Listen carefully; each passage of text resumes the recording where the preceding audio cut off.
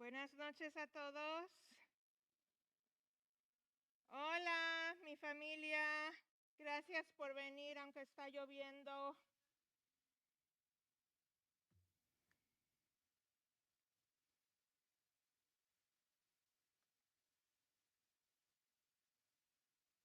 I just want to thank everybody tonight because it's raining and your time is the most important thing to a person's life, and you're spending it here with us. So I want to thank you very much from the bottom of my heart for being here.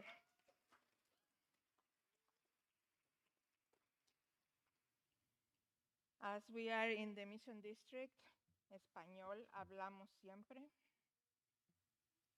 I am going to hand this microphone to Ms. Monica Navarro Marroquin for the land acknowledgement.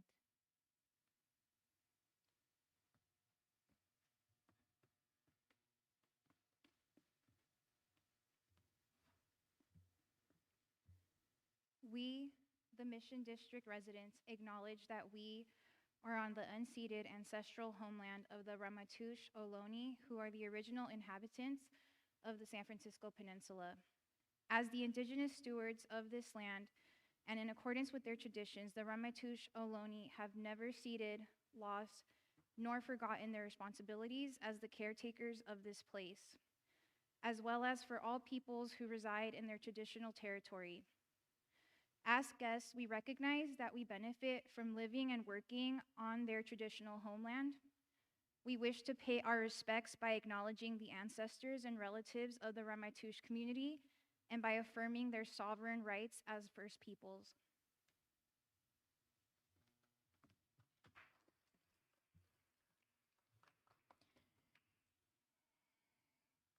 Thank you, Ms. Monica. So this evening, it's a very exciting evening for me, and it should be for you. You're about to hear the congressional candidates, two of them at least. Two of them at least speak to the Latino community. And the reason I wanted to have something like this, an event like this, is because it's important for the Latino community as we are being brutalized at the hands of the current administration. It is paramount to meet the congressional candidates and hear them speak to the issues ailing the Latino community and the immigrant community at large to understand who will better represent us. Are you all with me?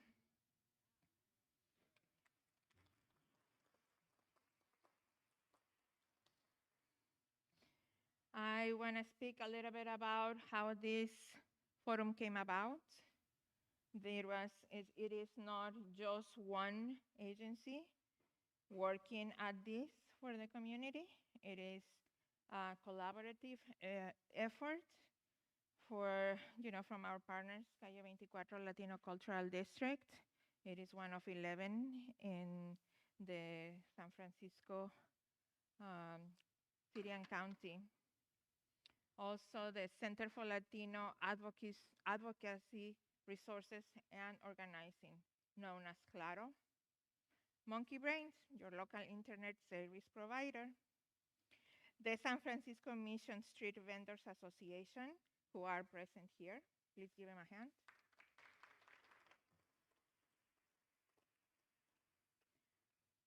The historic Brava Theater for Women in the Arts, which is where we are. Not to self. It's turning 100 years this year. See how beautiful it is to be in the Mission District? You get to see all of these things, this amazing nonprofit agency that caters to people in the arts.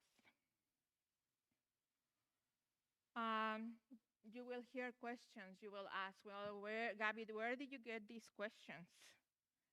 These questions were given to us by the very same agencies that co-hosting this event, by local business owners and neighbors. That is what you will hear tonight. My name is Gaby Lozano. I'm the president of the San Francisco Latino Democratic Club, and it is my honor and privilege to introduce to you our moderator, Dr. Marlene Vasquez.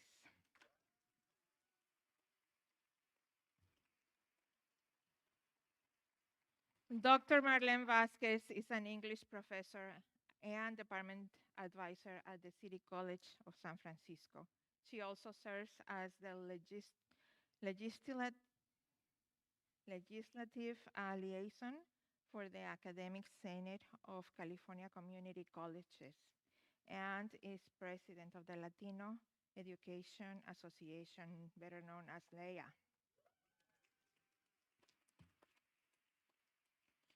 Her fans are here.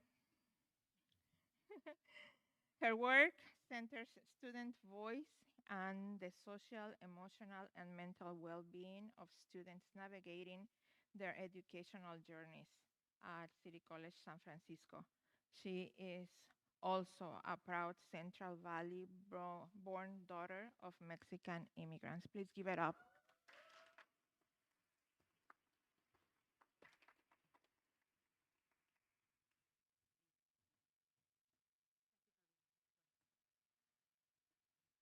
Hello, everyone.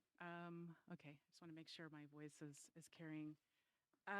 Thank you so much for the warm welcome. I am very excited to be partnering with Gabby and bringing these two candidates to you to talk about Latino issues so that you can make an informed decision when voting for Congressperson for the 11th District of San Francisco. I thought that I would start by introducing kind of a very simple code of conduct. If you could, please no catcalling or jeering, and polite applause, no interrupting of the candidates when they are giving their answers. Pretty simple ground rules. We want to make sure that we have a civil dialogue and that we really give space for the candidates to share their perspectives for these really, really amazing questions that are very important for, to really think about how the candidates are supporting the Latino community here in San Francisco.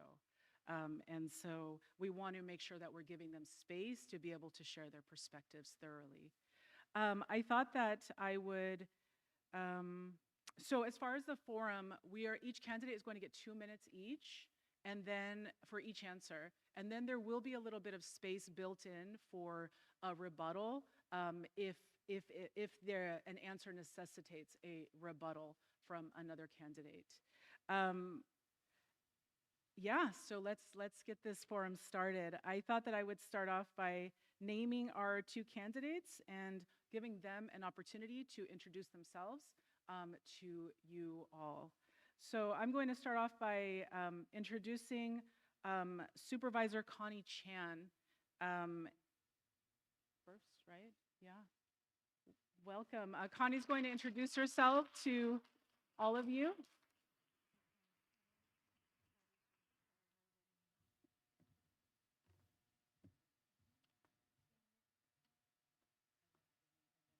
And our second candidate?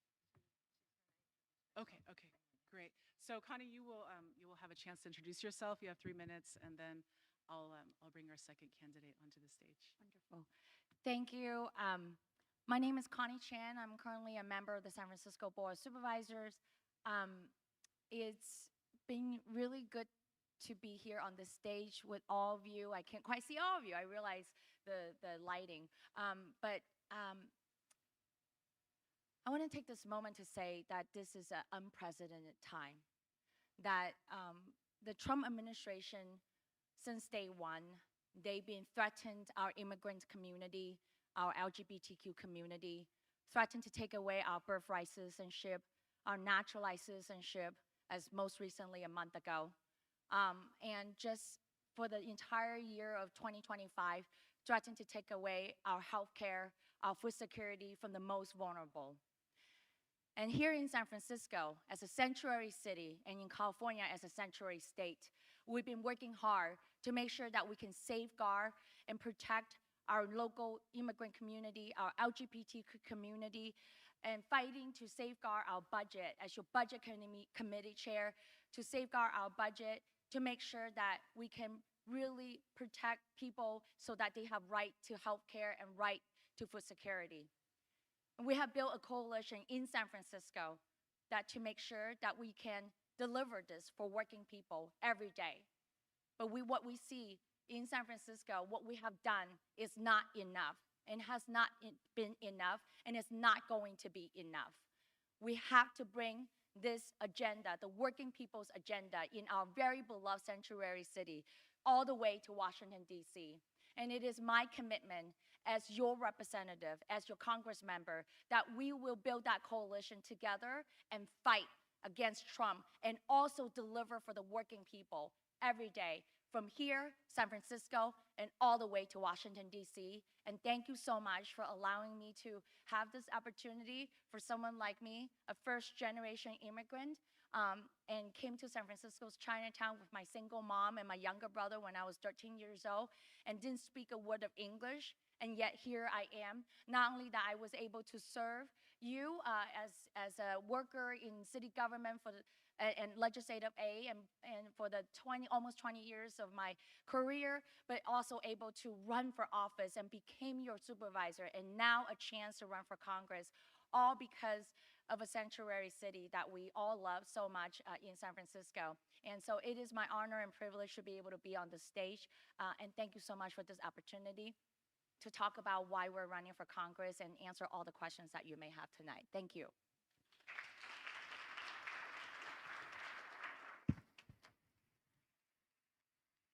Thank you so much, Supervisor Chan.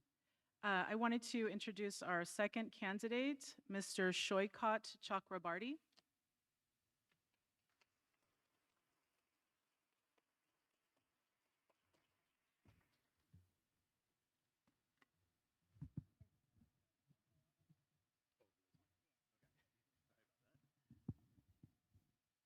Thank you so much for inviting me to this, and for all of you for coming. My name is Shoykot Chakrabarty, and for like a lot of you all here, my parents immigrated to this country, and my parents, they actually grew up fairly poor in India, especially my dad. He was a refugee because of partition there. So he grew up with his family of 12 in this tiny one-bedroom apartment, often having no idea where his next meal would come from. But he came to this country with literally $8 in his pocket. I used to say 20. He actually fact-checked me on that. It was $8.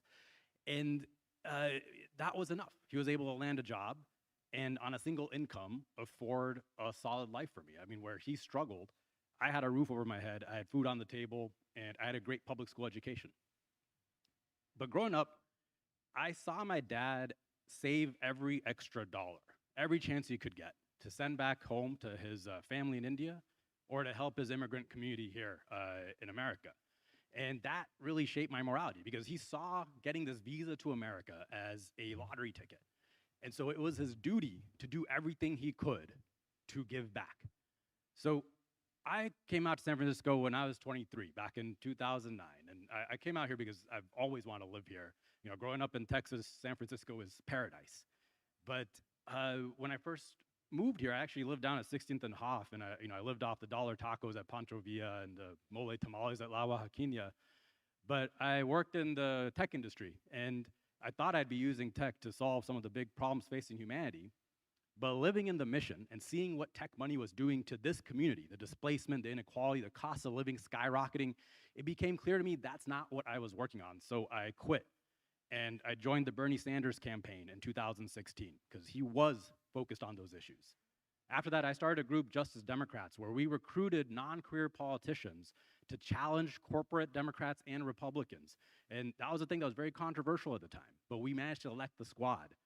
Through that project, I recruited Alexandria Ocasio-Cortez, and I ran her first campaign when she challenged and defeated the third most powerful corporate Democrat in the country.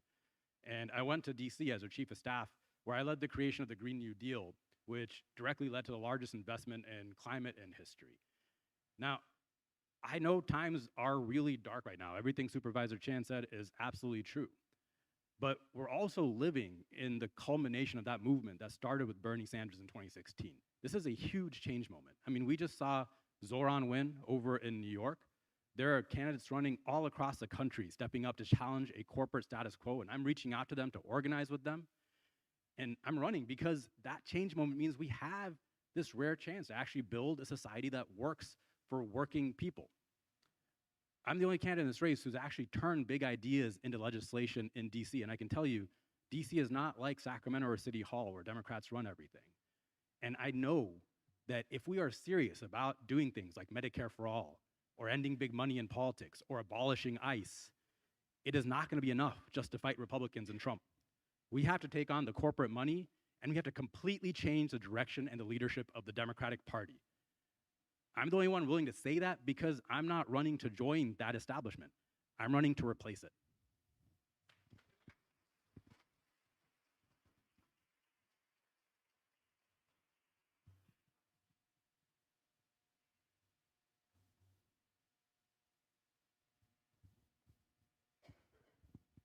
Hello? Hello? Okay.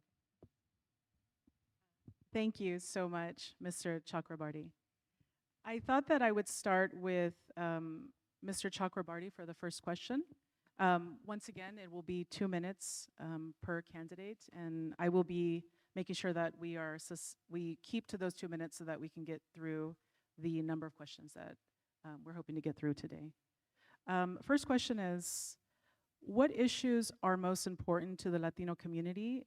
What will you do to support the Latino community here in San Francisco as our next member of Congress in DC? Thank you for that question.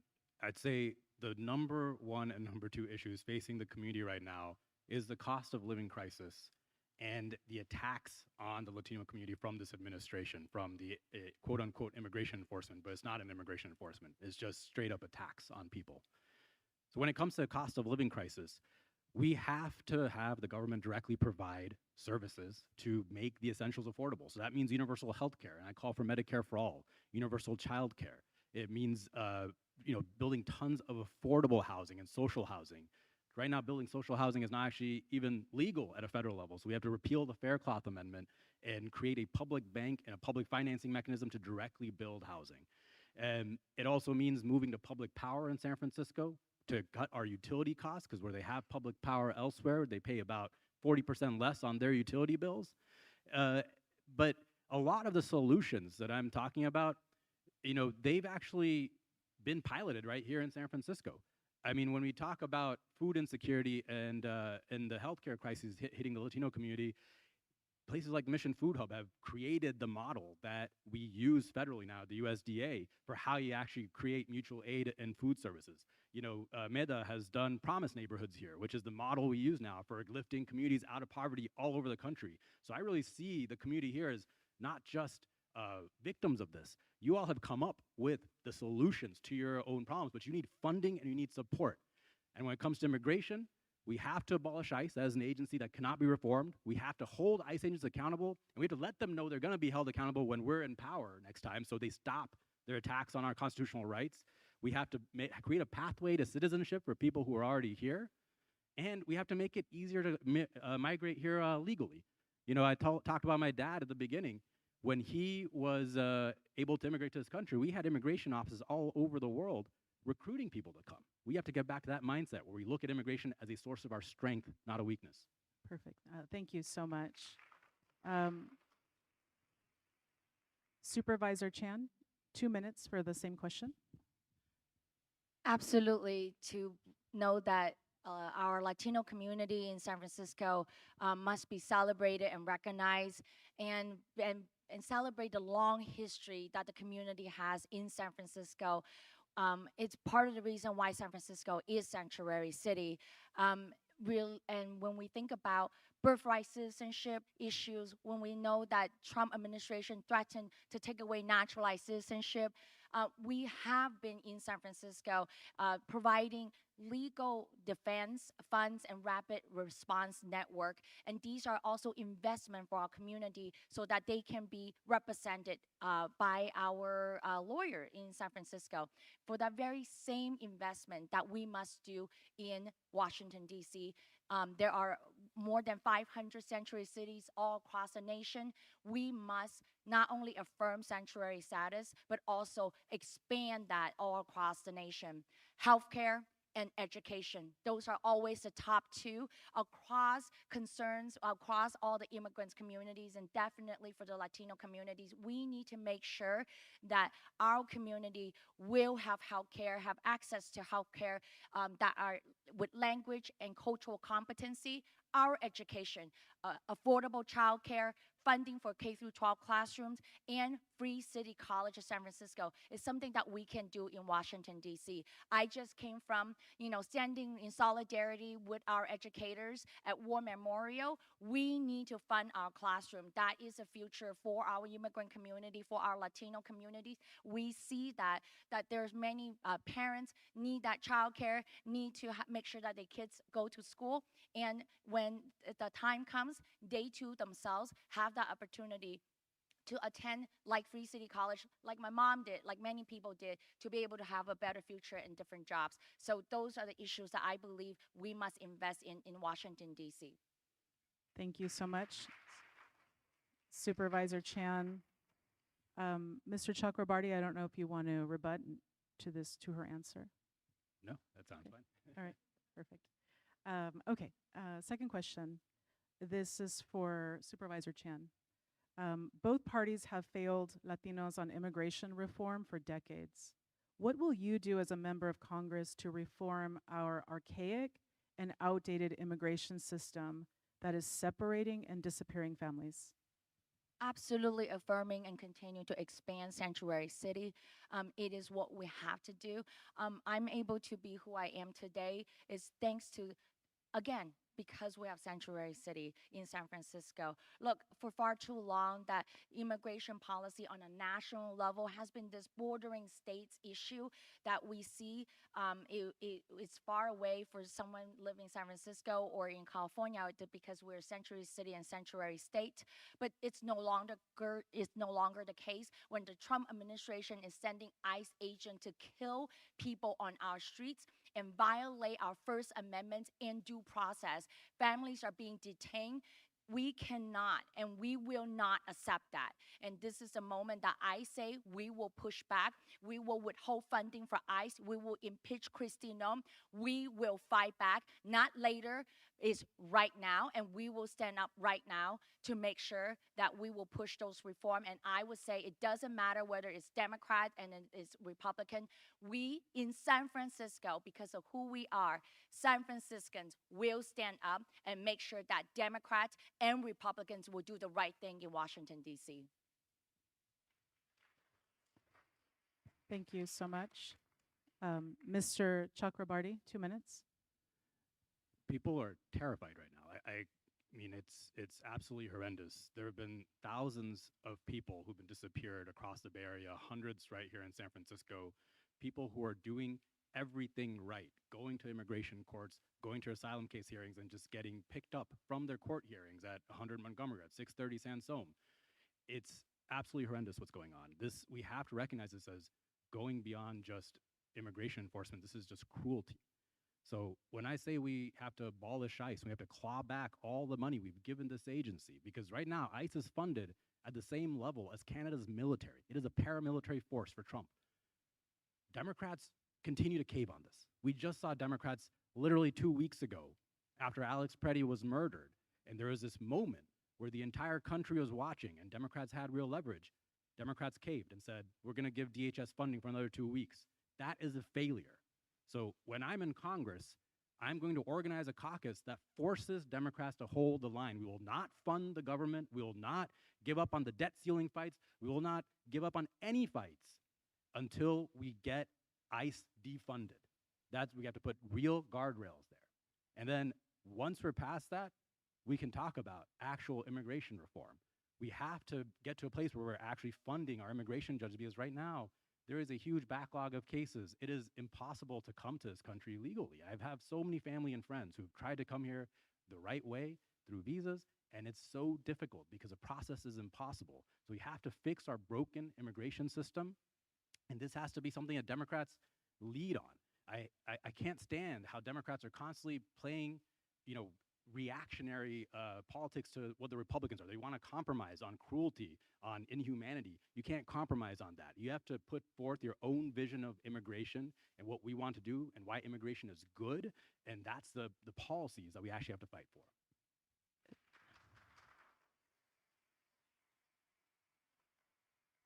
Thank you so much. I wanted to dig a little bit more deeply into your answer, Mr. Chakrabarty. You mentioned that there's a backlog of immigration cases and that the system is broken. So do you have a specific solution on how you would, or any ideas on how you would reform the immigration system that exists currently? Yes, we have to hire way more immigration judges, to get through the backlog of cases. We have to expand the cap on visas that we give out currently. And we have to make the actual process for going from getting a visa to a green card to citizenship way easier. Currently, there are arduous residency requirements that are required for getting a green card. If you end up spending a few months in the wrong country at the wrong time, your entire process gets thrown out the window. This is all absurd, right? We have to streamline that process. And when we talk about path to citizenship, anybody who's been here for 5 years, paid their taxes, done everything right, they should have a path to citizenship. They should be able to apply and get citizenship. What about new immigrants What about coming in from other countries? from other countries? Yeah, exactly. Yeah, we have to expand the legal pathways. So when I say we get rid of increase the cap on visas, we have to have more visas that we allow them to apply for. Like I talked about my dad's story, we actually had visa application processes in these immigration centers all around the world back then. And so the way my dad got here was a friend of his took him to one of these immigration offices in Calcutta, where like a staffer pitched him on the American dream and got him to apply for a visa right there. He applied, he got it in a year. That's how simple it was, because we at that time had a mindset of wanting immigrants to come to this country, and that's where you have to get back to. Thank you so much. This question will be for Mr. Chakrabarty. We see divisions happening in the Democratic Party and in Congress on a number of key issues. An example being how the local Democratic Party has become corporate and billionaire aligned at the cost of working people. How would you push and align the Democratic Party to be more representative of San Francisco values on progressive policies, and in which specific policy areas? 2 minutes. Yeah, there is a whole host of policies where the people are on one side and the Democratic Party is somewhere else. And in fact, at a federal level, you see, especially on issues of anti-corruption and foreign policy, the vast majority of people, Republican and Democrat, are on one side, and the politicians are somewhere else. So I look at things like banning congressional stock trading, getting rid of big money in politics. These are issues that poll incredibly well, and yet we don't get votes on those bills. So one method here is when I'm in Congress, I'm going to call for a discharge petition to force votes on these issues. Leadership doesn't usually like that because it's a way to get around leadership, but it's the way we got McCain-Feingold campaign finance reform. It's the way that we actually got the Civil Rights Act passed. And it's a way to actually force a vote on issues to make, and then, people are on record of having to actually vote against something that the vast majority of people are at. But even looking at everything else I'm talking about, when we look at universal health care, you look at universal child care, you look at tuition-free public colleges and trade schools, these are all things that the vast majority of people want, but there's corporate money that don't want it. And unfortunately, right now, we have a system where most members of Congress, they spend 6 to 8 hours a day calling big donors for money, right? That's their main job. They see legislating as a side gig. So we have to actually replace a whole lot of the Democrats who are there right now to create a new class of Congress people who are going to take on corporate interests and actually get this stuff passed. That's the only way we're going to get it done.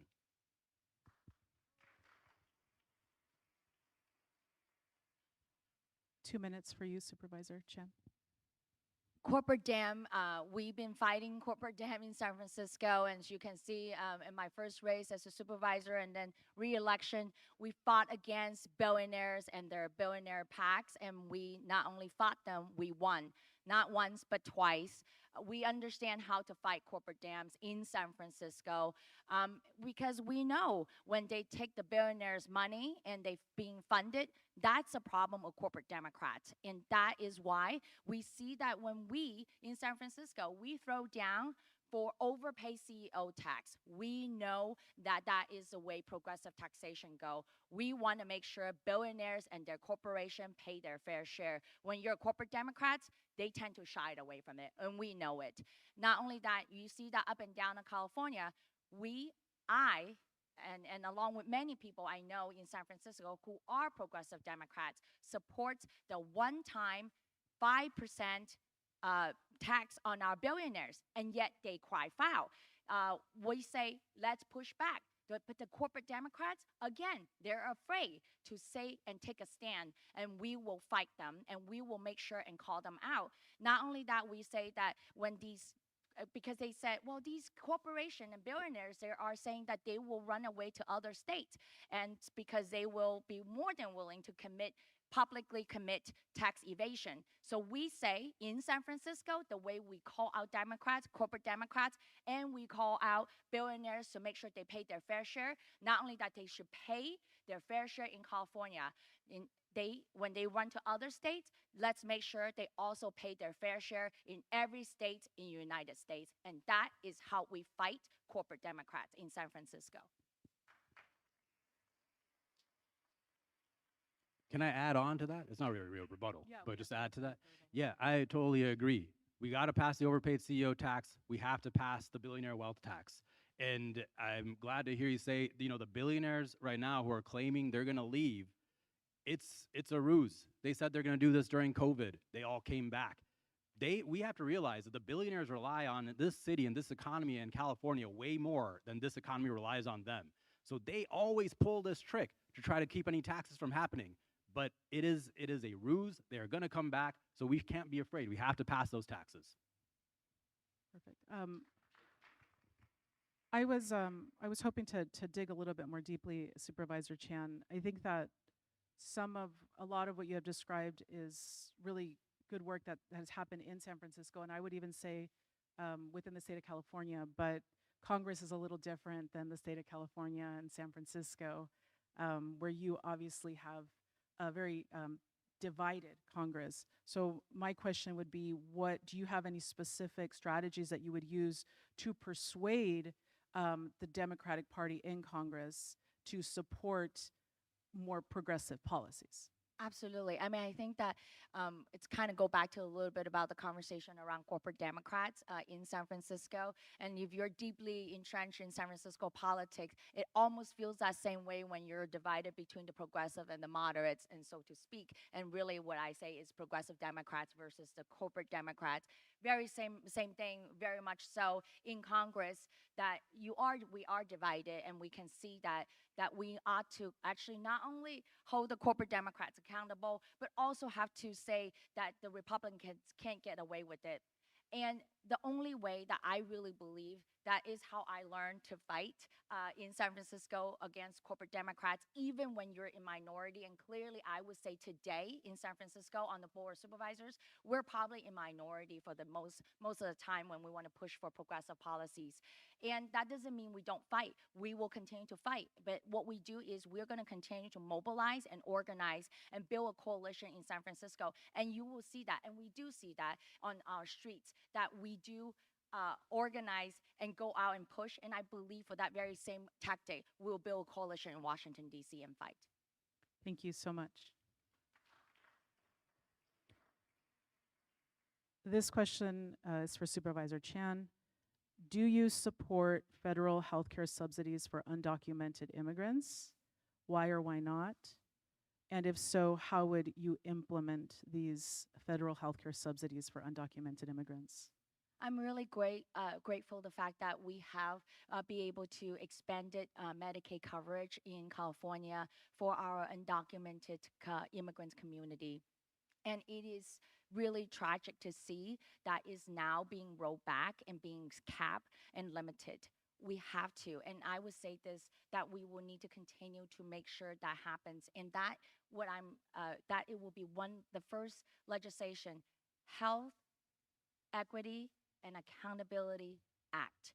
That is a health care bill that will expand the health care for non-citizens to really make sure that support our communities of color, and really also make sure that we have a healthcare workforce that is diverse, focusing on mental health care, maternity care, infant care, and child care, child health care that is, again, focusing that actually has language and cultural competency.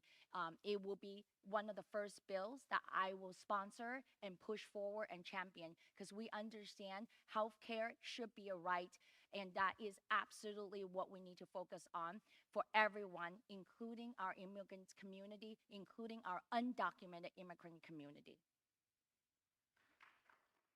Thank you. Thank you. 2 minutes.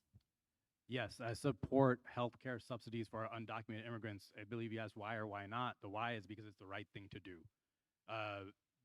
Right now, undocumented immigrants are facing so much.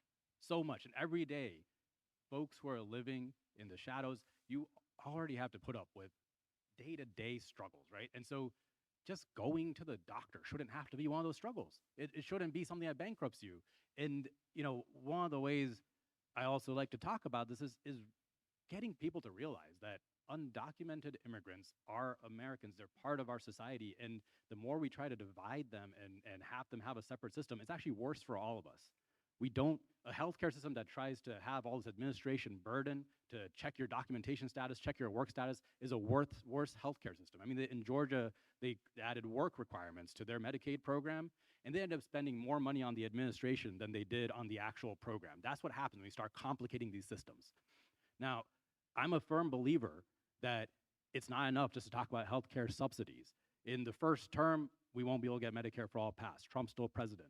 But I do believe that Democrats can hold the line and make sure we don't pass any budget until we get ACA subsidies and Medicaid cuts restored, and that's something I'm gonna commit to doing. But we have to pass single-payer universal health care. If that has to be a center point of Democrats' agenda going into 2028, and that's possible. We're going to have somebody running for president. I believe we could have hundreds of people running for Congress on that as an agenda, and undocumented people have to be part of a Medicare for all system, because Medicare for all is Medicare for all. Absolutely. And I want to say this, that the reality is we can do this right now. Senator Bernie Sanders actually has a bill to claw back the $75 billion that HR 1 has approved and allocated for ICE. We can claw back that $75 billion right now and fund the health care for our undocumented immigrants right now. And that is what we have to push, and we need to make loud voices to get that money and claw back that $75 billion.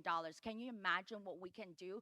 $75 billion to cover all, to expand that health care and Medicaid coverage right now, and that's including for our undocumented immigrants. Thank you. For this question, we'll start with Mr. Chakrabarty. ICE, one of your opponents, who could not be here tonight, has authored California legislation to sue ICE agents. Can you tell us about the likelihood of legal challenges because of qualified immunity, federal preemption over state laws, and why pursue legislation that will likely fail in federal court? How would you differ in seeking justice against ICE agents that harm our communities? Yeah, the legislation is called the No Kings Act that Senator Wiener has authored. I believe it's a pattern of him doing sort of performative legislation. He's in the middle of a campaign right now, so he wants to show he's doing stuff at a state level. But this is legislation that it's going to violate the Supremacy Clause, which means that the federal legislation is supreme to state legislation. It's going to get challenged in court. It's going to fail. His other legislation he authored around a mask ban for ICE agents, that just got struck down by the court as well, right? We have to do it at a federal level. And if we want to do legislation like this at a federal level, it's going to mean challenging not just Republicans, but also Democrats, because many Democrats who don't want to do this. Democrats right now should be talking about how we will be holding all ICE agents accountable for the over 2,000 constitutional rights violations that they've had so far since Trump's been president. And the way I'm going to hold them accountable in Congress is there is legislation that exists right now that we can pass that will remove federal immunity from ICE agents so that they can be prosecuted, and then we will send the DOJ after them to prosecute them.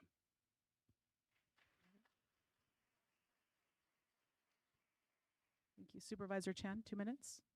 I would say that just like any law enforcement agency or agents, that if you commit a crime, you should be held accountable, whether you're on a local level or state level or on a federal level. ICE agents should be no different. Is what is actually happening right now is you have a Trump administration and a Department of Homeland Security and a DOJ does not follow, they do not follow law, and they do not even recognize law. They are completely ignoring the rule of law all across, and doesn't matter what it is. And the problem is, in my opinion, I know we say a lot about abolishing ICE. It is time to abolish Trump administration. Let's just get right to it. So to hold ICE agents accountable, it actually starts with that administration, that very administration. So I think it is about, I want to say, I want to be bipartisan here. Let's just take back Congress and then also take back the White House and making sure that we enforce the rule of law of this land all across the board. And I think that we will have less of that question of whether an ICE agent should be held accountable, because every law enforcement, if you commit a crime, anyone, if you commit a crime, you should be held accountable, and most definitely any level of law enforcement agent.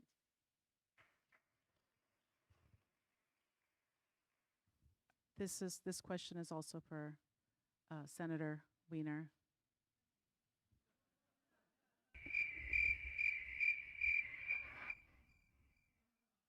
That was a great answer. Thank you. Okay. This is for Supervisor Chan. As a candidate for Congress representing San Francisco, how would you respond to FCC Commissioner Brendan Carr's push to roll back broadband expansion and digital equity efforts? And what specific actions would you take to hold large telecom companies accountable for affordability, competition, service quality, and compliance with federal broadband obligations? And definitely a little bit of emphasis on the specific actions. Wow. I don't want to claim expert in this, absolutely, but on principle, in general, I would say this, that monopoly of any market, and in this case, broadband and telecommunications, is definitely a challenge for us as a nation at the moment. And I would say that the same thing in San Francisco, when we see that these type of corporation be able to completely monopolize that. And I would say that in Congress, monopoly, breaking in any situation, but really continue to push regulation that we can break up monopoly in our industry. Thank you. Mr. Chakrabarty, 2 minutes. Thank you. Yeah, the Rural Broadband Act, which was part of this, which would have massively expanded broadband across the country, was seminal. It had a lot of problems in it and rolling out. And those problems actually got created by the broadband monopolies. They put in all these rules and regulations to make it harder and harder to expand rural broadband. And I know we're in San Francisco, so rural broadband doesn't affect us so much, but I think it's important to know the context. These big broadband companies are not good actors, and they have to be broken up. And I believe broadband should be a public utility, just like power. That's the only way that we've ever done this right in the history of our country. And right now, these massive monopolies, whether it's broadband, whether it's utilities, whether it's our groceries, they are consolidating and they are jacking up prices. They're using things like algorithmic pricing to try to figure out, what the most somebody's gonna pay is, and using that to jack up prices. And whenever these broadband companies get a monopoly in a market, we see it here in San Francisco, the prices just keep going up and up and up. So we have to break them up. That part of that's gonna be by passing legislation, but part of that's also gonna be by making sure the right people like Lena Khan are on the FTC. I was glad of the law work that she was doing. And then it's gonna be about actually creating a public option for this stuff so that we can replace them with a real public option that has affordable rates for broadband. Yeah, absolutely. I think this is the most relevant for San Francisco right now at this moment is that, a company, I'm not going to name names, but like a company trying to put infrastructure in San Francisco clearly it's really for their profit.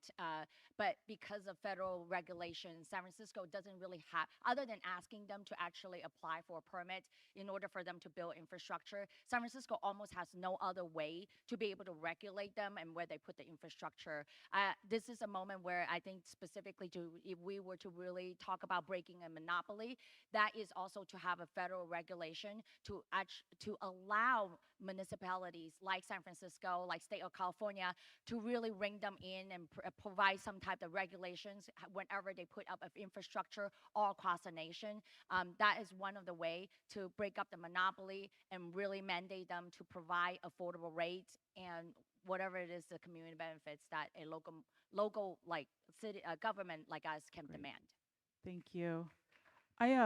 I just want to clarify a little bit when you say, are you thinking like a federal regulatory board, like the creation of one that would have control over permitting of these companies? Because you're saying in San Francisco, that's how these utilities are controlled, is by allowing or disallowing permits. So are you thinking that this kind of board could happen at the federal level? Actually, what I'm saying is really breaking up that kind of preemptive regulation or preemptive authority that federal government would typically have, that because the federal government protecting them, and therefore that the city or a state government will not be able to make them comply of a local or a state regulations. If we unlock, meaning somewhat unlock on a federal level, allowing a state and a local government to be able to exercise their authority. I'm going to throw in there, like, for example, AI. Trump banned state and city governments that can actually have their own regulations and policy to ban AI or regulates AI. In this way is to say federal government does not have that authority, and allowing state and local government be able to apply whatever regulation appropriate for telecom companies and broadband companies. Okay, thank you for that. Okay, this one is for Supervisor Chan. How would you, as a congressional candidate representing San Francisco, advance policies that ensure higher education is genuinely accessible and affordable for all students, especially those from families experiencing extreme poverty? Please name some examples on how you can support as a member of Congress, including addressing the predatory student loan crisis. Thank you. Trump administration has been dismantling our Department of Education on all levels, basically defunding them and sending different kinds of regulations or grants, really specifically grants to different departments. So essentially dismantling the entire Department of Education. We have to push back and reverse those cuts and fully fund our Department of Education. I really fundamentally also believe what is happening right now is, and this is, I find that student funding formula, the way we fund our education is really by far the biggest challenge, and how we approach it is instead of, this is very specific, instead of funding each enrollment, we're only funding them on attendance day. That's not really how it works. It's because we're trying to starve at our education system. I believe funding and appropriation bill is where we have to go, and that is including childcare, that is K through 12 classroom. I do believe about Free City College of San Francisco, that free city model that we can bring in a national level. And most definitely we absolutely have to forgive student debts and making sure that we push that forward. Look, I went to Galileo High School. I graduated from UC Davis. I am able to have the college degree that I had simply because I have Pell Grant. I was on financial aid. I'm really grateful. And the student loan that I end up having was very minimum. And that is all because the federal government was able to appropriate financial aid. We have to make sure not only that we go back and have that financial aid granted to students with poverty, and low income, but we actually also have to expand it because in San Francisco, even our middle income inside what we consider middle income across the nation in San Francisco is low income, and we need to expand that. Thank you. Mr. Chakrabarty, 2 minutes. And just to clarify, this is about higher education specifically. This is about higher education. Okay. Yes. We have to have tuition-free public colleges and trade schools. This is a thing that many countries around the world have. And I've looked at the math when I was in Congress. It would cost about $80 billion. And the year I was in Congress working as AOC's chief of staff, guess how much they increased the defense budget by? $80 billion, right? This is just a matter of priorities. We're choosing to put money into bombing other countries rather than just investing in our education. And, you know, as Supervisor Chan said, I also ended up going to college, you know, clobbering together a patchwork of loans and grants and doing all this paperwork. It is a broken system. We spend so much on administering that system, and then you end up in piles of debt for years after. Tuition-free public colleges and trade schools would make the entire experience of going to college way simpler. And then we have to forgive student loan debt because this is holding people back. People aren't able to do the careers that they actually want to do. They end up in a cycle of debt for the rest of their lives. And we absolutely can do it. We have the money to do it. I mean, heck, when my dad was going to college in India, which was way poorer than America, my dad got paid to go to college. He was the first person in his family to make more money because he was getting paid to go to college, because India at that time saw investing in education as an investment in the future. That's what we have to see education as in our country today.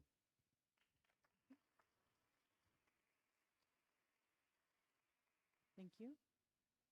This question is for Mr. Chakrabarty. SFUSD teachers are on strike for the first time in nearly 50 years due to low wages, understaffing, not enough health care in their contracts, and the district cutting vital prep time and sabbaticals.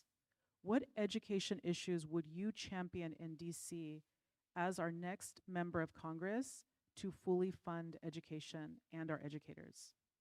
Thank you. First off, everybody here, please support the teachers. They are on strike because they are not getting paid what they deserve. I was at Mission High at the picket line this morning. The teachers are just asking for cost of living adjustments on their wages, health care, and a bunch of things that don't even cost money, like enshrining sanctuary school status in our schools, right? Expanding the pilot at Buena Vista Horace Mann of allowing unhoused kids to stay there overnight, which has been very successful. So we have to support our teachers. I think it's an absolute shame that we live in one of the richest cities in the country, if not the world, and we can't pay our teachers. It is an absolute shame. At the federal level, right now, as Supervisor Chan said, Trump has gutted the DOE. And so we're gonna have two options going into the next Democratic administration. Are we just gonna go back to the DOE we had before, which was already fundamentally broken in how it funds our public schools? Or are we gonna envision something new? I believe there's our chance to build something new. We have to double Title I grants. I went to a Title I high school and middle school. That federal money made a real impact on my life, but it never gets fully funded. We have to make sure IDEA, which is programs for kids with disabilities, gets fully funded. Again, never been fully funded, right? But we have to go beyond that and talk about the DOE actually directly funding our public schools, not just programs for low-income kids and just programs for kids with disabilities. I believe we should fund public schools like it's critical infrastructure because it is. It shouldn't be funded based on just enrollment numbers. We should just be funding our public school system fully, making sure our teachers can afford to live in the city, that they get paid a living wage. And I'm a supporter of Bernie Sanders' bill to have a minimum salary or a minimum wage for teachers that's tied to cost of living. And we also, a big part of this is making sure that San Francisco has housing that's available for teachers. And so there needs to be federal grants to build workforce housing that's affordable for teachers. Thank you very much. Supervisor Chan, 2 minutes. I absolutely think that our teacher in San Francisco right now, you start off at $70,000 an annual salary is way too low. We absolutely need to make sure that we pay our teachers right. But so much more. When I talk to the teachers, our educators, it's also about our para-educators, our classified employees, and our social workers, our nurses. All that comes together, and including our administrator. It's a school in the complete school environment that our teachers need all those resources, and we need to fund all of those in all those positions and all those support staff that really make a classroom truly safe and great, not just for our teachers, but really at the end of the day for our kids. And we must fund not just our teachers, but everyone that actually involved to make a classroom a great learning environment. Absolutely, we have to figure out housing subsidies and really health benefits that allow our teachers to be able to focus on teaching and not have to worry their health care, not have to worry about their housing. And these are the benefits that we must fully fund. I also believe that our teachers want to have trainings and want to be better, and we need to fund those training too.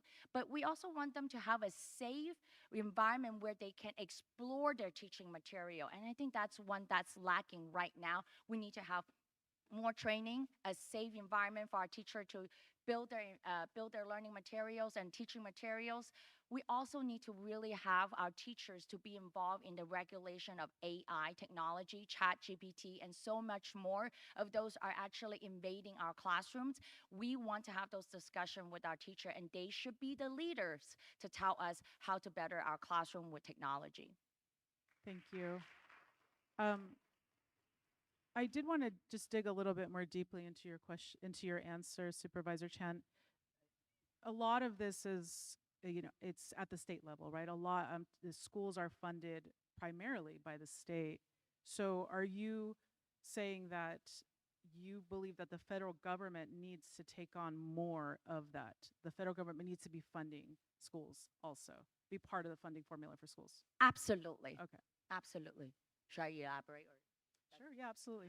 Absolutely. And look, San Francisco has been great. We, San Francisco voters, really love. I understand investing in our education is investing in our future. We have our public enrichment fund. We have our student success fund, and both is about after-school enrichment as well as academic enrichment.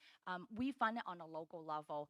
For that very same approach, we must make sure that federal government also fund not just the things that I just talked about earlier, but again, funding more than what is the basic for our teachers, but that's including student success, academic success, and after-school enrichment. Thank you so much. Next question, Mr. Chakrabarty. We've seen many similarities in your campaigns, but what differentiates your campaigns from each other as progressives? How does your candidacy stand out compared to each other and the others in this race? Thank you. I'd say two big differences. One is I'm the only candidate in this race who's actually turned big ideas into legislation in DC. And so I want to say a bit about how that happened and what I mean by that. So when we went into Congress in 2019, I went in as AOC's chief of staff. Democrats had given up on doing any action on climate. They had tried cap and trade, they failed, and they said they're not going to touch it. And we knew AOC had this big national spotlight on her. We wanted to use that to push real legislation. And so we wanted to push the Green New Deal. And the idea behind the Green New Deal was simple. One, it was saying we actually have to go way bigger on climate, do way more than we were doing. And two, we had to treat climate change as not just a crisis, but an opportunity to create a new high-wage industries that create economic opportunity and reverse decades of devastation that neoliberalism had caused.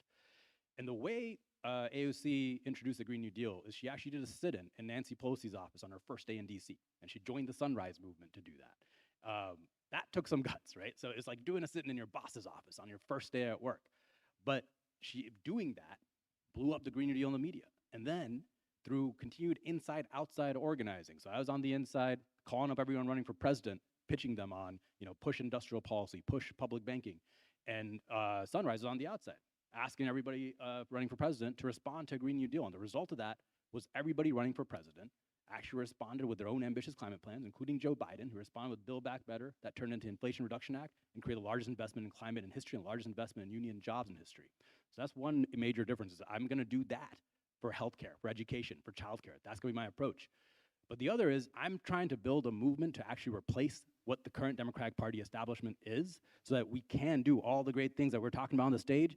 That's not gonna happen in the DC as it is right now. It's not gonna happen in the Democratic Party as it is right now. It's only gonna happen if we have a political revolution in that party. That's possible right now. People are running all across the country saying they want to do this, and I'm organizing with them. So we go in with a day one plan, we actually get things done in 2026, and then going into 2028, we have a vision for a country that truly works for all. But that's gonna require a fight. Thank you so much. 2 minutes, Supervisor Chan. Well, I am an immigrant, first generation immigrant, and I'm a working mom. I did make my money in tech. I still have to make lunch for my kid whenever I can.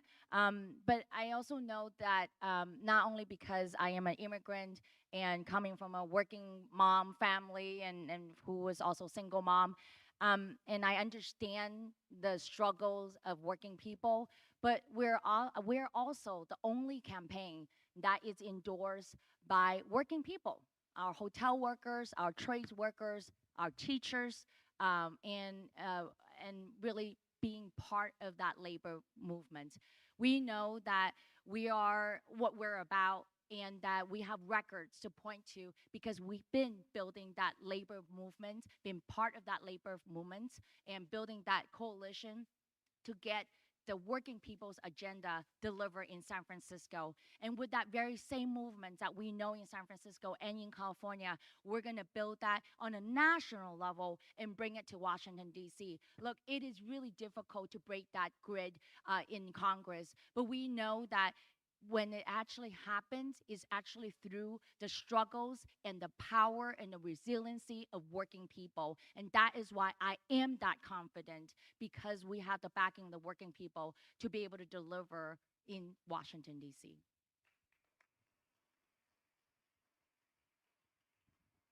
Thank you very much. This question is for Mr. Chakrabarty. What is the U.S.'s role in arming and funding military and economic warfare overseas, like the example of kidnapping Venezuelan President Maduro and the longstanding sanctions in Cuba? If elected, would you continue to fund these military actions? Why or why not? No, I would not. And right now, what we're doing to Cuba is absolutely horrendous. It is collective punishment. It doesn't matter if we like or dislike the leader of a country. We shouldn't be going in and toppling regimes. We have a long history of toppling regimes in South America, and it's been devastating for the people there, for that region. We've done the same thing in the Middle East for years, and that's been devastating. And we've managed to come to a place where a whole bunch of the world hates us because of what we've done, because we believe, this has been our foreign policy for years, we believe that we can subjugate the rest of the world through military might alone. And that is coming to bite us now. We have to completely change the way that we view foreign policy in our country. I will not stand for increasing the defense budget at all anymore. This is something that the people are behind. About, only 3% of Democrats and only 16% of Republicans want a bigger defense budget. And yet we saw 115 Democrats just vote for $115 billion, just vote for a $900 billion defense budget right before we went into Venezuela. So that's the kind of stuff I'm gonna hold the line on. We have to move back to a foreign policy where we see our strength in the world as developing and helping other nations and respecting their sovereignty. I look at what we did with the Marshall Plan after World War II, where we helped Europe develop out of that. And that created the longest lasting alliance that we've ever had. So we have to recognize that there are other superpowers in the world now, countries like China and India. We have to recognize them as superpowers, and we need to be developing alliances with sovereign nations, not trying to use military might to force countries to be in our orbit.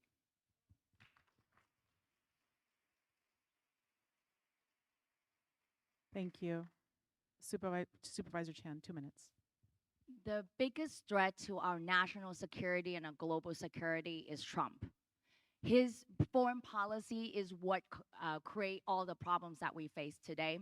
Not only that he gave breaks and giveaways to billionaires. He take away our Medicaid and our health care and our education, our food security, and he added to the defense and military budget $1.5 trillion. That is unacceptable. We cannot let that happen, and we must put a stop to it. And I would say this, right now, we can see that he is a threat to our national and global security, but what we can do and we must do, not just about the defense budget when we are in majority, and we must, is to actually restore USAID. The best role that United States can play and should play to ensure global security is to send humanitarian aid to foreign countries and support people and make sure that we empower them so that they do have the power of self-determination and be able to affirm their democracy, like country like Ukraine. And these are the things that United States has been doing and need to continue to invest in. Deprioritize any military forces and investment in military funding, but be able to increase and prioritize humanitarian aid all around the globe. And that is what we must do and continue to push in Congress. Can I do a quick answer to that? I agree that Trump is a huge problem, but I want to be clear. Our current military system has been developed under Democratic and Republican leadership. This is a bipartisan consensus for war that exists in DC, and they have to be replaced. This is not going to be something where we're going to be able to convince Hakeem Jeffries to please stop funding the defense budget, because he's all in for it. This is why we've been unconditionally arming Israel under Democratic and Republican presidents. It's why we passed the AUMF, the Authorized Use for Military Force, which gave expanded powers to the executive branch to do unilateral strikes. That was Democrats and Republicans that voted for it. And now what we're seeing is Trump is using this military state that got developed over decades and using it for great destruction. But he didn't create this. He's just using it. He's using the thing that's been developed for him by Democrats and Republicans, and we have to replace that bipartisan consensus for war in DC.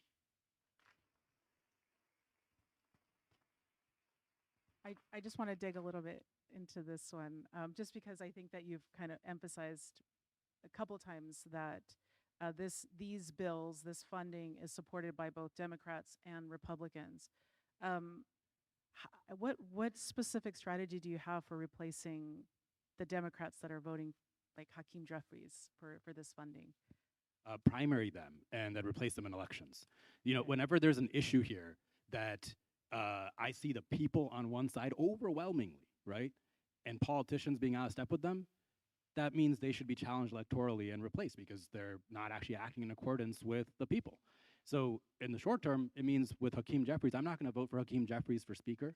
I'm also going to organize a coalition of us who are going in there, and we're going to use our position to exact leverage from whoever is speaker to try to defund the military, try to have real action on anti-corruption issues, on all these issues where people want something, but politicians want something else. Now, I know it sounds potentially radical to say that we're going to be able to replace all these Democrats, but look at what Trump just did to the Republican Party by himself. He changed that entire party to be in his image.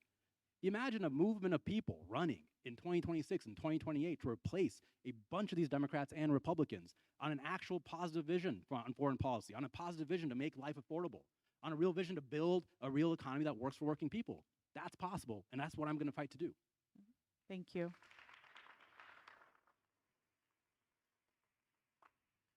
This question is for Supervisor Chan.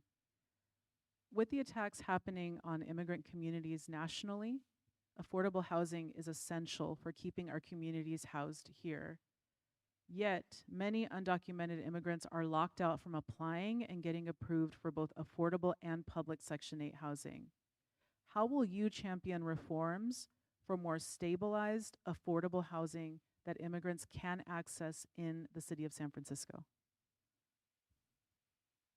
I know that working with local nonprofit housing organization, that we do have undocumented immigrant community living in our affordable housing facilities, and including some of the facilities that we thought about, including some of the residents that we thought about during the time when Trump took office. How can we make sure that we expand those rental subsidies and to just in case that, again, we don't have enough to cover others for the rental subsidies. We talked about this, about the repeal of the fair cloth, and to make sure that we can expand on a federal level both rental subsidies and building new affordable housing. And this is part of what we need to do, is to be able to expand those subsidies in housing units, and instead of and lift up that cap. And that will then allow local houser with local dollars, which we have. We passed Proposition G on a local dollars level from our general fund to be able to cover also those rental subsidies. So I believe from a federal level as well and on local level, together with that expansion of rental subsidies, we can continue to support all communities of low income and all income levels, and including our undocumented community.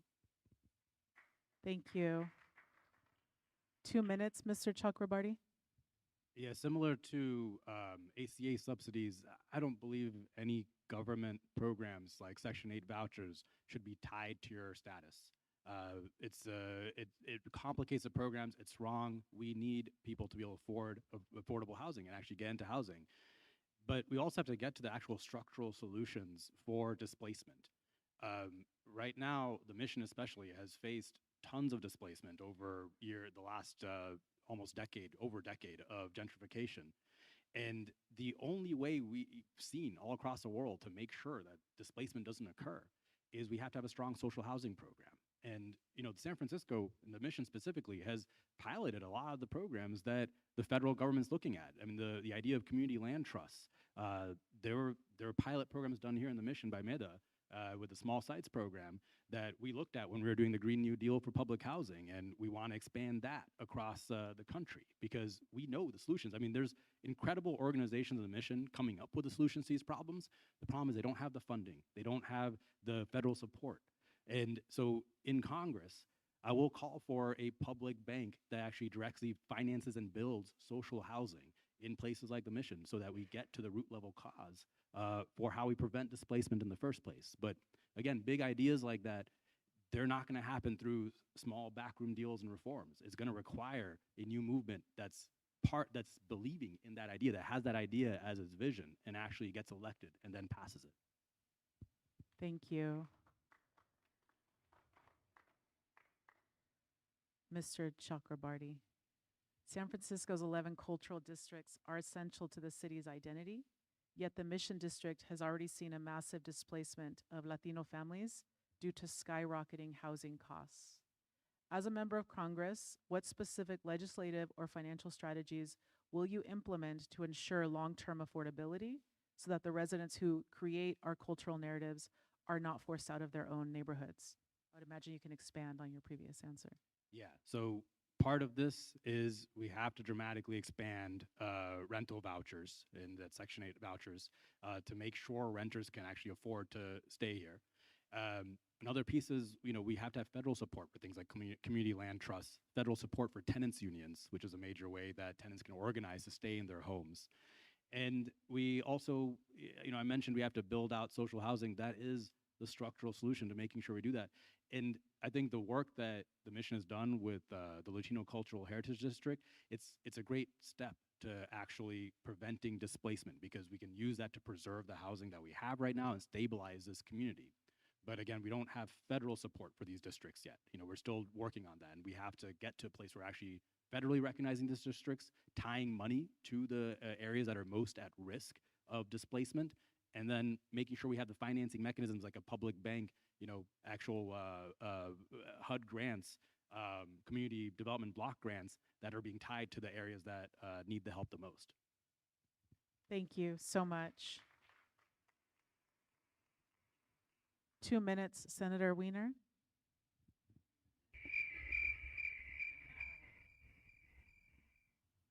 Two minutes, Supervisor Chan. Thank you. I am grateful for the work that we have done in San Francisco with my progressive colleagues, including Supervisor Dean Preston, that we're really thinking about that how do we protect tenants in San Francisco? We know that preserving the existing housing, the rent control units, and the existing affordable housing units is really part of the fight against displacement.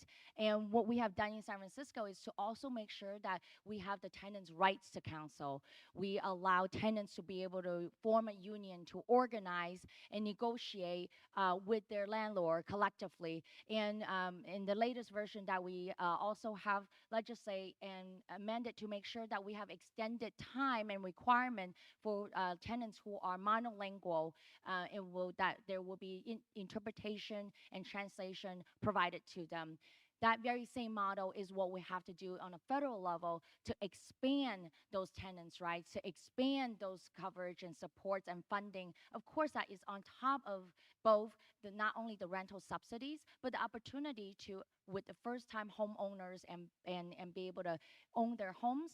And of course, I do agree about social housing and that without means testing, those are the things that we have to do, both preserving housing, rental subsidies for the renters, and the opportunity to have more housing that people can afford, and that's also including social housing for opportunity. And then this everything has to be coming together and also being able to be done simultaneously, not one without the other, so that we can see a community that will not be gentrified and actually be able to continue to be celebrated throughout San Francisco. And I think that cultural, be it in the Mission or be it in Japantown or Chinatown, and we see that or Southern Market for our Filipino community, all of these are very important critical cultural district that we can invest in and maintain. Thank you. This question is for Supervisor Chan. With the NEA recently canceling the Challenge America program, a vital entry point for smaller nonprofits, and increasing eligibility requirements, many Latino community-based organizations are being sidelined. How will you ensure the NEA's $207 million budget is protected from further cuts to equity programs and made more accessible to the grassroots Latino arts groups serving our district? I believe, again, and it's all across the board for the federal government to make sure that any agency starting to have cultural and language competency. It's a very same concept that we have in San Francisco, that when we providing grant opportunity, supports, and funding, we can see that time and time again, smaller organizations, and especially those that actually serve the underserved community and our communities of color and a BIPOC community, often being left behind and left out, is simply because there's a lack of cultural and language competency within the government, and both in its grant proposal and standards and acceptance and processing. And that is what we have to do in the federal level. Thank you. Mr. Chakrabarty, 2 minutes. Yeah, as Supervisor Chan said, it is actually also one of those things that San Francisco really led the way on when it comes to language access. The federal government adopted the requirements for language access in San Francisco that we developed for Chinese, Tagalog, and Spanish way back in the day, and that's part of our federal programs now. But when it comes to the grants, I first off, any time we can fight to actually get money back into these programs, we have to take it. And that's going to mean using our points of leverage, which Democrats all too often haven't been doing. That's one of my main critiques of how the Democratic Party is operating right now under Trump, is when we do have points of leverage like the government shutdown fights or the debt ceiling fight, the Democrats don't use that to put forth a full package of demands. They kind of prematurely negotiate against themselves. But structurally, I want to point out, it's not just the NEA grants, right? Like many grants have been getting cut coming into San Francisco and coming into California. A lot of healthcare grants and grants for our community health centers have been cut. I know this district relies a lot on community development block grants, and those are under attack. So the thing that we have to actually shoot for is, if these programs are getting cut, how do we actually build them back to be better? Because none of these programs, none of these grant applications, they weren't perfect. we actually do have a chance to build a permanent source of funding, especially for arts grants. Something like what we had with the Public Works Administration under the New Deal that funded and developed so many of the buildings all across San Francisco and a lot of the murals that exist all across San Francisco. We have to see art and culture and heritage as something that should be funded because it's a part of what makes life beautiful. It's a part of what makes our humanity. And that should be directly government funded. It shouldn't just be, for-profit art that drives our arts right now, but especially at a time of massive corporate consolidation. Thank you.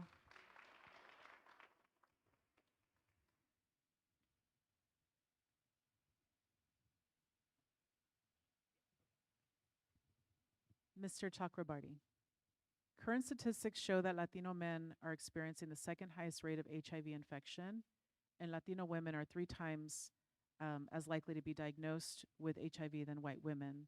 While the recently passed fiscal year 2026 budget narrowly avoided a 20% cut to the Ryan White HIV/AIDS program, flat funding in a high-cost city like San Francisco as a functional cut, especially for the 75% of our HIV-positive population who are over the age of 50.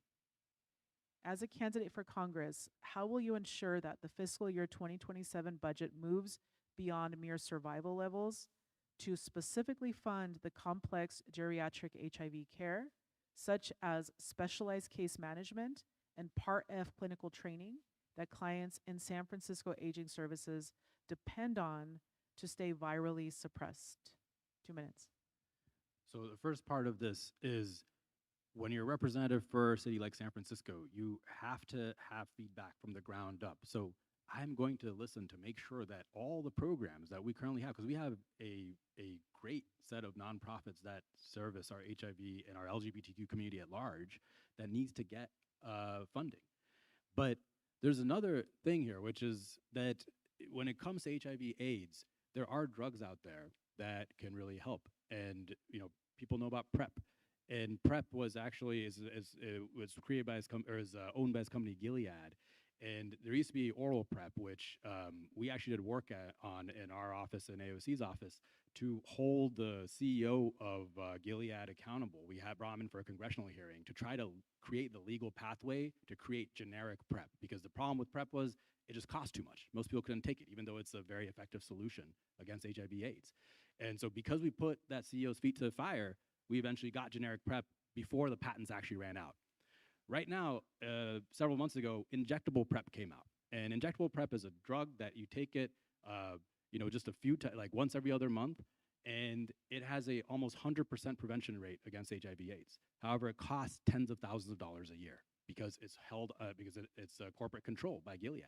So I'm going to do the same thing in Congress. I'm going to hold Gilead CEO's feet to the fire, get to a generic injectable PrEP so that we can actually end the HIV/AIDS epidemic entirely. Thank you. 2 minutes, Supervisor Chan. The problem with the Ryan White Act right now that on a local level, we've been supporting and making sure that we added to the cost of doing business to the grants to make sure that its operation is in the full capacity operating in San Francisco. But the challenge right now is the Trump administration is cutting Ryan White in a way that is unacceptable, and we must push back. Currently, that the grant is funded for the program itself, for the patients that we serve, but Trump administration has changed the criteria for Ryan White that you can only be reimbursed and be funded for the individuals that have to be live where they actually live. Instead of being able to say, if this is someone that live in Oakland, but they've been receiving treatments in San Francisco, we can no longer fund that individual for receiving a treatment. That is something that we must push back against federal government right now. But that is not enough.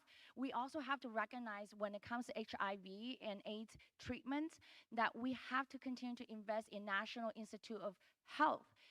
But Trump administration has cut those funding and taken it away. It's going to set us back by decades. And then for a disease that we know that we can see treatments, we can see improvements, it's no longer a death sentence. by cutting National Health Institute of Health funding and research, it's going to set us back. And this is not acceptable. So those are the two critical things that Congress can do right now, but we certainly will do that when and if and when we are elected in Congress. We will fight for Ryan White. We will fight for some more to make sure that we don't turn our clock back for HIV and AIDS treatments. Thank you very much. I believe that this is the end of the hot seat for both of you. I wanted to give both of you an opportunity to give your closing remarks. We will start with Supervisor Chan, and then Mr. Chakrabarty will have 2 minutes. So Supervisor Chan, you have 2 minutes to give your closing remarks. Thank you.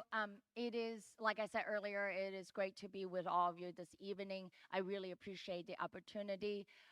We know that from my experience as an immigrant and living in San Francisco, growing up in San Francisco, that we San Franciscans know how to do this, and we can bring this fight to Washington, D.C.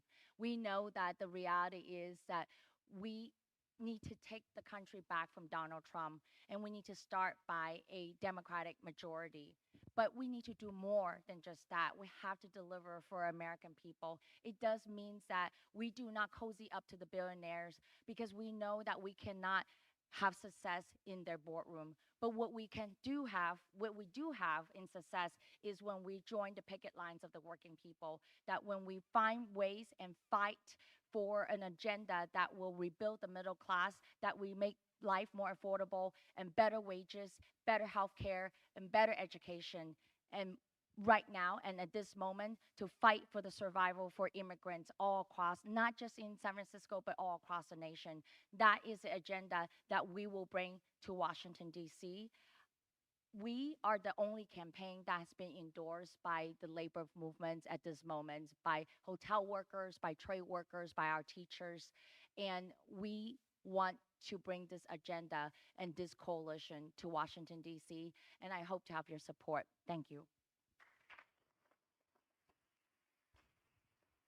Mr. Chakrabarty, 2 minutes. Thank you. So the stakes are really high right now. You know, I know people say this every single time, but this is not a normal election.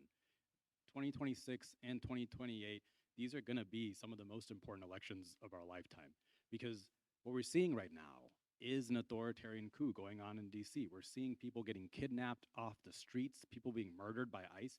At the same time, there's this AI dystopia that might be coming our way that threatens to replace half our jobs. Climate change hasn't gone anywhere. And we have to realize that Trump didn't cause all of this. Trump is the result of decades of neoliberalism that has resulted in a cost of living crisis that has gone out of control. That's why people are voting for change every chance they get, whether that's Barack Obama in 2008 or Donald Trump now. This is the result of us handing over our economy to the corporations decades ago. And so working people have had it harder and harder for years now. So the only way out of this is not just to defeat Trump. We have to change the system. We have to change the system. And right now, we have a chance to do exactly that. I'm running because I believe we have a once-in-a-lifetime opportunity to completely reimagine how we do things in this country. There are people running all across the country right now. We're stepping up to challenge the status quo, and I've been reaching out to them, talking to them, and they're interested in actually going in there and making this kind of change happen and upending the system that's there right now. And I'm seeing this kind of energy on the campaign as well. I mean, when we started this campaign, I didn't know if people would show up, but we opened our office and I thought 100 show up, about 500 came. We did our first rally in the Mission. 800 people showed up there. We've been doing canvases every weekend. We've been getting, we had 200 people in Dolores Park a couple weeks ago. And that's not because of me. That's happening because people realize that the time for change is right now, and this is possible right now. So I'd love to invite all of you listening today to please join our campaign. Please be a part of this movement. The only way this kind of change ever happens is with huge movements on the outside, working with leaders on the inside who work with them. That's how the Civil Rights Movement happened. That's how the New Deal happened. That's the moment we're in right now. And I believe that out of this darkness, we can get to something way better, but it's going to take all of us. Thank you.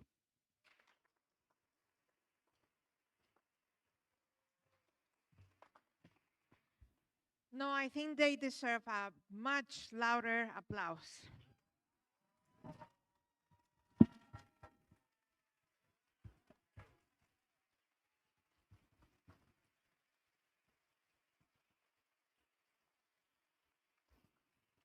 I'm very grateful to everybody who made this possible, especially grateful for the campaign to show up here.